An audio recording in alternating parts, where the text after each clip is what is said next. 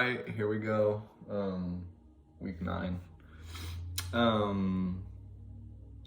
Just reflecting on just a creation care activity. I just walked around the neighborhood and picked up trash, went over to the local grocery store parking lot and picked up trash, and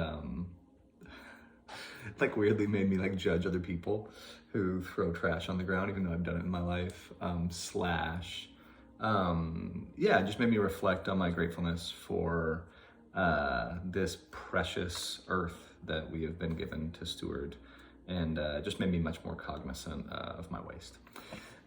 Reflecting on women's perspectives as I define mission and practice. So as I think about defining and practicing mission and a missiological lifestyle and the perspective of women, I just think about how often power has been wielded against women throughout our history, and how in our context they've come from the margin and not the center, and how the church can be seen as both a place that has empowered women and suppressed or oppressed women over the years. I think in my own personal life over the past 17 years, I've had the honor of both being led by women and leading many women, and consider it part of my calling.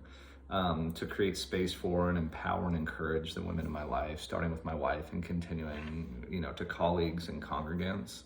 And I think for me, it typically starts with talking less as somebody who does have the centered place typically, and the person who has more power typically starts with me talking less, asking better questions, and empathetically listening to gain more insight into their experience and perspective as I speak into, encourage, learn from, and partner with them for the kingdom.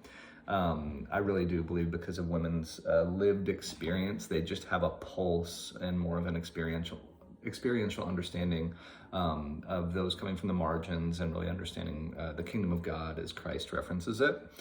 One thing from this week's readings that impacted me, that I watched part of that Kathy Ross's video where she was talking about that chapter of putting names with faces, women's impact in mission history. It was just really good, and I just loved her idea, or just that snapshot of women missionaries not being named in the annals of history, and then just talking about this idea of her missiology was a missiology from below, and her active listening to women from all over the world and formulating her missiology. I just thought was beautiful. I think the last thing I want to say, the question is, who are a couple women that have shaped your missiology, and how have they shaped it?